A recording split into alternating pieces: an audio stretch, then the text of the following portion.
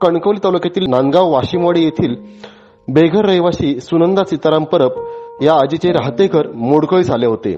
परब आजीने ग्रामपंचायतच्या माध्यमातून शासनाच्या घरकुल योजनेसाठी सरपंच रविराज उर्फ भाई मोरजकर यांच्याकडे पाठपुरावा करण्यासाठी भेट घेतली होती. मात्र शासकीय योजनेच्या लाल फितीत परब आजीला घर मिळणे दुरापास्त झाले होते. अखेर सरपंच भाई मोरजकर यांनी परब आजीची कैफियत कासाडे जिल्हा परिषद मतदारसंघाचे माजी सदस्य संजय देसाई यांच्याकडे मांडली. संजय देसाई यांनी तात्काळ वाशिमवाडी येथे सरपंच भाई मोरजकर यांच्यासोबत भेट देऊन परब आजीच्या जीर्ण घराची परिस्थिती बघितली आणि परब आजीला शब्द दिला की तू घाबरू नकोस, तुझं घर आम्ही बांधून देऊ. संजय देसाई यांनी स्वखर्चाने परब आजीच्या घराचे काम मागील दिवाळीत सुरू करून 2 ते 3 महिन्यात पदरमोड करत लाखो रुपये खर्च करून परब आजीला घर बांधून दिले. दिवाळीच्या दरम्यान आमचे मित्र भाई आणि सरपंच नांदगाव सरपंच भाई मोरजकर यांनी सांगितलं की आमची एक परब आजी आहे, म्हणजे माझ्या आईसारखी दिसते, ती असाही आहे, तिला असं आपलं असं स्वतःचं कोणी नाही आहे आणि तिचं घर अतिशय असं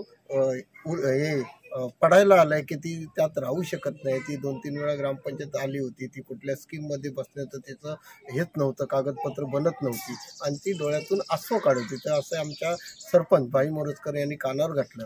नंतर मी भाई मोरजकर, आमचे पंढरी वांगण, किशोर मोर्ये असे इथे आलो. बघितलं तर खरोखरच परिस्थिती अशी होती की ती म्हातारी कशी राहत होती हेच समजत नव्हतं. मग मी काय केलं की ते तिच्या डोळ्यातली जी आसू बघितले आणि मला असं वाटलं की बा ही माझी आईच आहे आणि त्या आईसाठी आपण धावून आलो आणि हे आज जे घर आहे ते स्वखर्चाने आणि माझे मित्रपरिवार यांच्या सहकार्याने हे आता घर आम्ही पूर्णत्वात नेतोय. अतिशय सुसज्ज असं तिला घर करून द्यायचं ठरवलं आहे. दुसरं आतून ज्या सोयी आहेत त्याही तिला सोयी परिपूर्ण करून देणार आहे. आणि आम्ही जे आमचे नेते, महाराष्ट्राचे नेते आणि केंद्रीय मंत्री नारायण राणे साहेब यांचे आम्ही कार्यकर्ते आहोत आणि आमचे कार्यसम्राट आमदार नितेश राणे यांचे आम्ही सहकारी आहोत आणि त्यांनी जे दिलेलं त्यांची जी प्रेरणा घेऊन आम्ही जे काम करतोय त्यांच्या आशीर्वादानेच हे पूर्ण करून देतोय. खरोखर मला आज अतिशय आनंद होतोय की ते म्हातारीची आसू आम्ही थोडीफार पुसू शकलो, एवढाच एक आनंद होतोय. मी ते घर पूर्ण करून देणारच. बेघर झालेल्या परब आजीच्या डोईवर घराच्या छप्पराचा आसरा मिळाला. आज आमदार नितेश राणे यांच्या हस्ते परब आजीला नवीन घराच्या चाव्या सुपूर्द करण्यात आल्या. नवीन घरात पाऊल टाकताना परब आजीच्या डोळ्यात आनंदाश्रू तरळले होते. माझा घर नव्हताना माझा घर पडूक झालेला, तर मी पंचायतीतना लय खेपाई लय ओरडती लय पाटी त्या तिने कुणीतरी त्यांच्या कानावर सरपंचाने घालू कोणी बी घालून देत पण घातला नाही. आणि त्याप्रमाणे ते पहिले आंघोळीच्या आदल्या दिवशी इले आणि माका विचारला नाही, मी बघला नाही माझा घर प्रत्यक्ष आणि म्हणूक लागले आजी तू घाबरू नको, रडत होतोय मी, तू घाबरू नको, मी तुका नानसा घर बांधून देतोय. म्हटला नाही ऐकला म्हणून मी मग नाही तर माझे अगदीच माझी परिस्थिती वाईट होती आणि मी रडत होते उभे घर सुख माझा झालेला. आता मी पंचायतीत नाही येईल आणि म्हटलं माका आता काय घर मिळत नाही, मी रडत पाठी येईल किती काय पातळी, मग माका कोणाचा आधारच नाही तर मी घर कसला बांधू.